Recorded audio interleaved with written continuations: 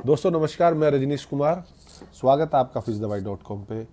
अपनी सीरीज़ को कंटिन्यू रखते हुए आज हम इस वीडियो में बात करने वाले हैं साइपरमेथ्रिन, जो एक सॉल्ट का नाम है। Cleaner is the product name, जो वीरबैक कंपनी का है।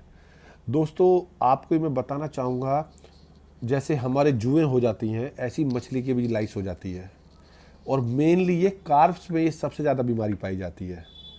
आप देखते होंगे बहुत सारी मछली जब आप नेटिंग करते हैं उसकी मछली पे रेड रेड स्पॉट हो रहे हैं। और एक एक्टो पैरासाइट, पैरासाइट का मतलब परजीवी। एक्टो आप समझ सकते हैं जो बाहर है, और एंडो जो अंदर चला गया है। सिंपल एक फार्मर की लैंग्वेज में एक्टो पैरासाइट अटैक हुआ है आपकी मछली पर। वो टिक्स हो, फ्लाइज हो, लाइज हो, वो तीनों अलग अलग कैटेगरी में हो। लेकिन क्या कि मछली आपकी बाप ने जो डाइक्स हैं उस पर अपनी बॉडी को रब कर रही है, कोई बैम्बू लगा हुआ है उससे रब कर रही है। जब आपने नेटिंग कराई है तो आपने देखा कि उसकी बॉडी रब हुई हुई है, उसके स्केल्स में प्रॉब्लम है, उसके घाव टाइप हो रहा है। तो दोस्तों हम उस टाइम सबसे अच्छी मेडिसन्स, प्रूवन मेडिसन्स क्लीनर है। 200 ml एक 100 लीटर ड्रम के पानी में 200 ml ऐड करके पूरे पानी में ब्रॉडकास्ट कर दीजिए, और 3 से 4 दिन में इस एप्लीकेशन को रिवाइज कीजिए। लेकिन पैरेलली हमें उसकी जब वो इस वाली मेडिसिन से वो एक्टोपैरासाइट हट जाएगा वहाँ से, तो वो घाव छोड़ जाएगा। तो लोग बाग क्या करते हैं उस टाइम, हम उसको अच्छा विटामिन मिनरल्स भी दें कि जिससे वो हील बहुत जल्दी हो जाए। अदरवाइज हमने एक चीज़ सही करी और दूसरी चीज़ को इन्वाइट कर लिया। बैक्टीरियल इन्फेक्शन होने के बहुत ज़्यादा चांसेस होते हैं।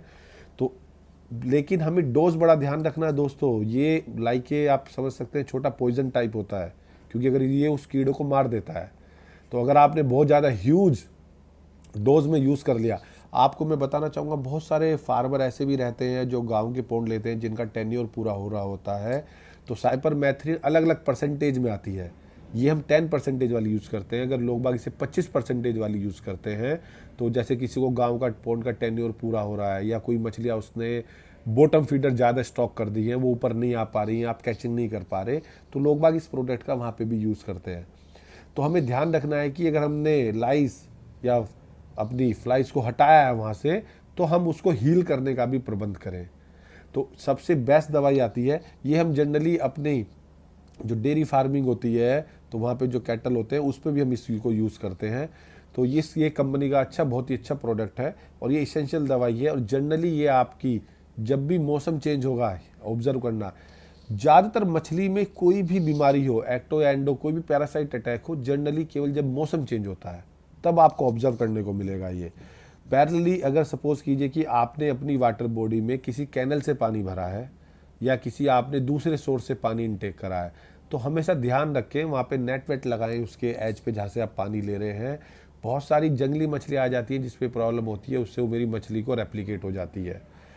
जो मैंने बताया एक वीडियो में कि डिसइंफेक्टेंट की इंपॉर्टेंस क्या है, उसका पर्पज़ ही है, जब आप किसी दूसरे पॉन्ड से, दूसरी वाटर बॉडी से मछलियाँ लेके आते हैं अपने फार्म पे, तो कहीं ना कहीं वो इन लाइस, इन बीमारियों को कैरी फॉरवर्ड करती है, इनको अपने से दूसरी बॉडी पे भी डेवलप करा देती है। तो आपका पूरा कल्चर बहुत अच्छा चल रहा था, लेकिन सडन एक छोटी सी मिस्टेक के कारण ये एक्टिविटी हो गई। दोस्तों जो नेटिंग है, नेटिंग सबसे अच्छी बेस्ट प्रैक्टिस है इन एक्वा कल्चर, और आपको एज ए थंब रूल आपको महीने में एक बार नेटिंग करानी चाहिए। उसका सिंपल पर्पज़ ही ये है कि आपको फिश की हेल्थ, फिश की ग्रोथ क्या चल रही है, फिश पे कोई डिजीज आउटब्रेक तो नहीं हो गई है, फिश की बॉडी शेप तो मेंटेन है, वो मल न्यूट्रिशन का शिकार तो नहीं हो गई है। तो ये सब एक्टिविटीज़ आपको नेटिंग से रेगुलर पता चलता रहती है।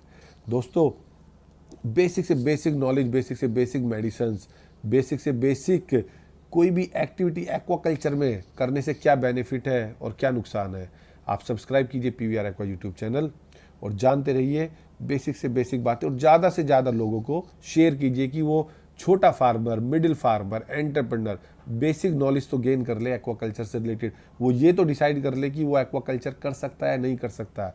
क्योंकि मैंने देखा है बहुत सारे फार्मर ऐसे हैं या बहुत सारे एंटरप्रेन्योर्स हैं, एक्चुअली आप समझिए कोई भी चीज़ ईजी नहीं होती है, और जहाँ पे इतना अच्छा रिटर्न हो वो इजी कैसे हो सकता है। तो वो केवल आपको डिजिटल दुनिया में मिलेगा कि ओवरनाइट मछली बड़ी हो गई। दोस्तों मछली की आप ये देखिए कि इस पूरी सीरीज़ में फिशदवाई.com पर्पज़ बनाने का क्या है। पर्पज़ ये है कि मछलियों को आप अच्छा यील्ड निकाल पाए, तो वो इतना इजी नहीं होता कि आपने मछलियाँ स्टॉक कर दी और एक ड्यूरेशन के बाद वो बड़ी हो गई। आपको डे टू डे मॉनिटरिंग करनी है उस पर। धन्यवाद।